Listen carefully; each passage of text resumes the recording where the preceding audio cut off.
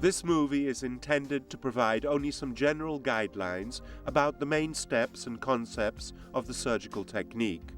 For a more complete reference guide, please refer to the written document, Trekking Primary Knee System Rationale and Surgical Technique. Trekking Knee Integrated System, Surgical Technique for Primary Procedures.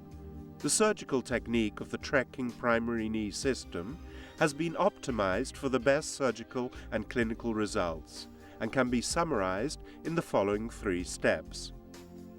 1. Main cuts. 2. Balance check. 3. Finishing. This surgical sequence has been studied to obtain maximum precision and easy solution of any unsatisfactory situation. While it is possible to either start from the tibia or from the femur, the tibial resection gives the surgeon a good benchmark to perform the femoral cuts and more room to operate on the femoral side.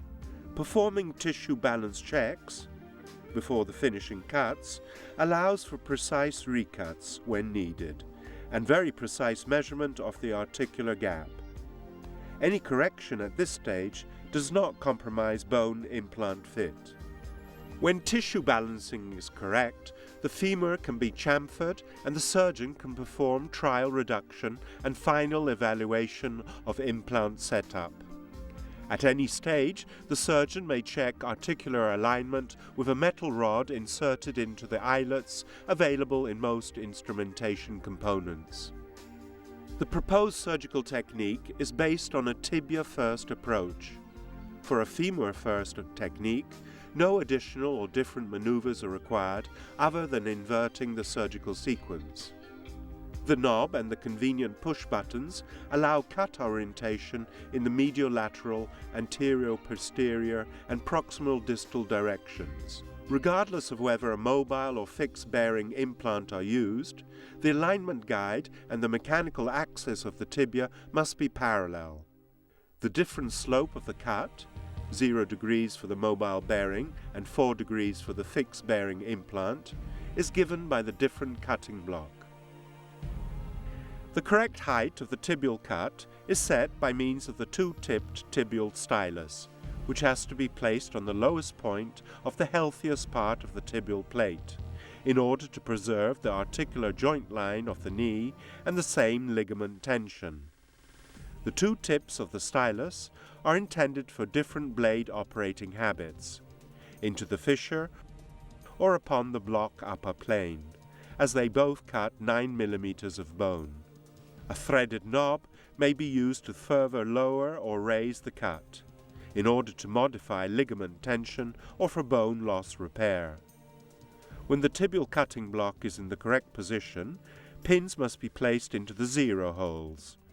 The +2 and the +4 holes are for recutting only.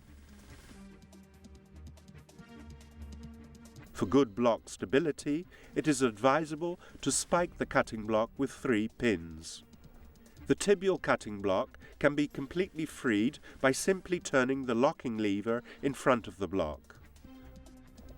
Before cutting, the alignment with the tibial axis can be checked by inserting the checking rod into the hole of the modular handle.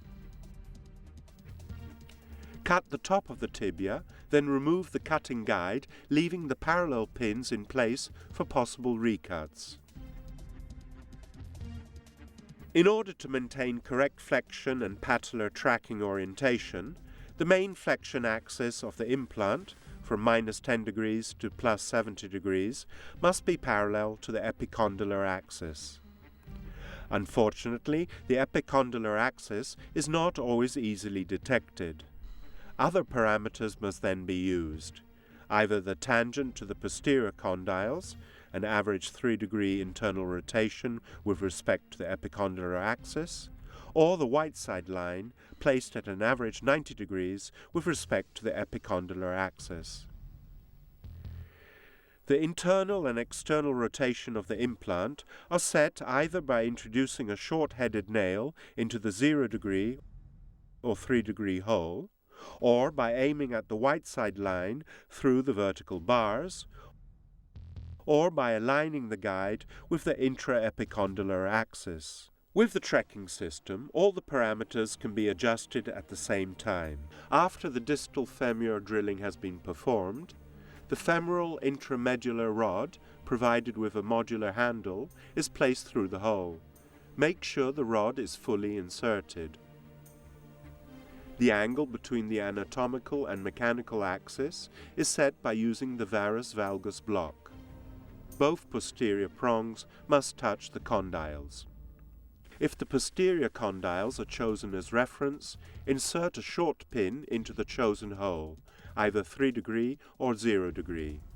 Fix the jig with slanting pins, then let the size jig slide into the orientation jig until the stylus touches the anterior part of the femur.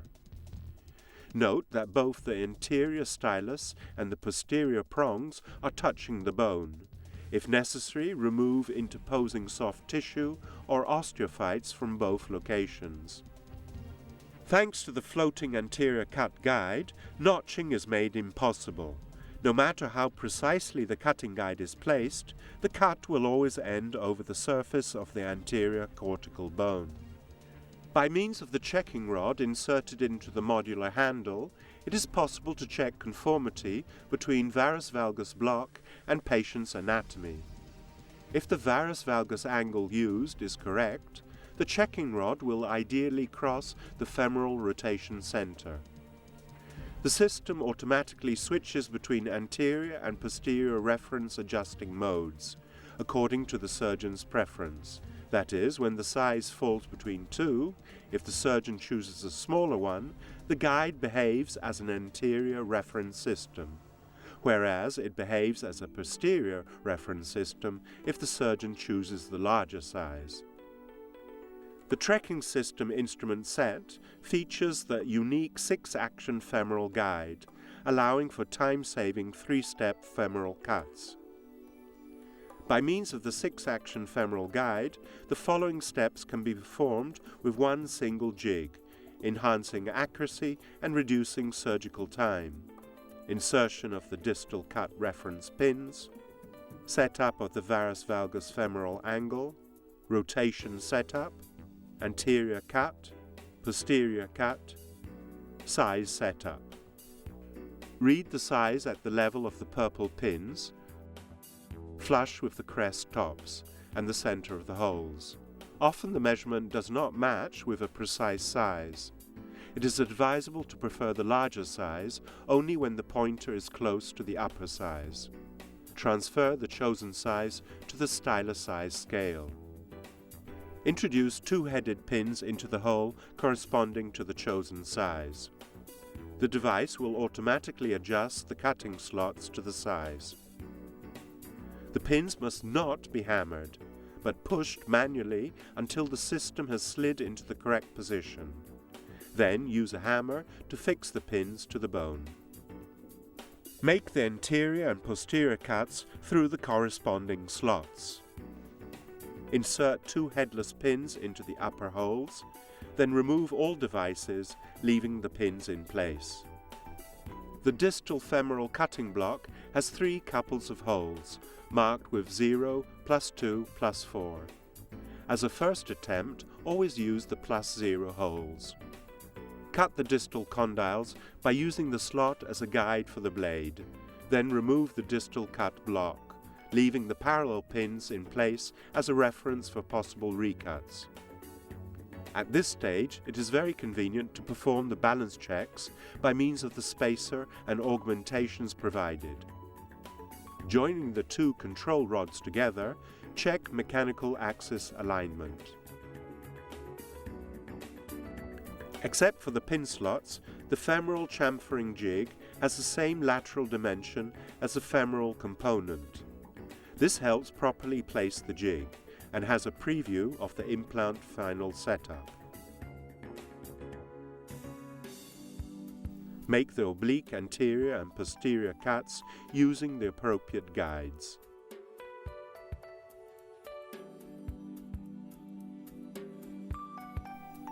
In both TCK and PS implants, first make the proximal box cut using an osteotome. Then complete the box by leaning the saw blade onto the two lateral and medial planes using the osteotome as a shield.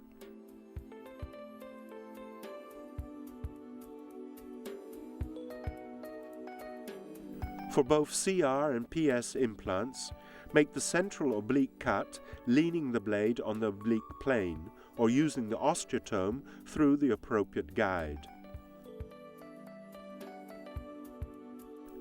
In CR implants, drill the holes for the pin and remove the jig. Position a trial tibial plate with the modular handle. Change the trial plate size to select the correct size for the tibial component. Spike it with at least 4 headed pins. At this stage, trial reductions with the trial components can be performed. Remove all the trial components except for the trial tibial plate. If a mobile bearing implant has been chosen, place the tibial drill guide into the slot on the trial tibial plate. Set the drill height in the tibial drill according to the chosen tibial size. Use the drill guide to drill the hole. Remove all the instruments except for the trial tibial plate. Both in the case of mobile and fixed bearing implants, set the arrow broach, 0 degrees for MBH mobile bearing, 4 degrees for the fixed bearing, with the tibial plate size set on the upper graduated scale. Place the arrow broach into the slot on the trial tibial plate, hammer in, and then check full penetration of the broach using the lower graduated scale. If a TCK implant has been chosen, position the TCK specific drill guide on the trial tibial plate. Then use the specific TCK drill to prepare the volume for the TCK tibial stem. Remove all the instruments except for the trial tibial plate. Set the 4 degree sloped fixed bearing arrow broach with the tibial plate size set on the upper graduated scale. Place the arrow broach into the slot on the trial tibial plate, hammer in, and then check full penetration of the broach using the lower graduated scale. Fix the final femoral component on the positioner and hammer in the component, then reduce the joint.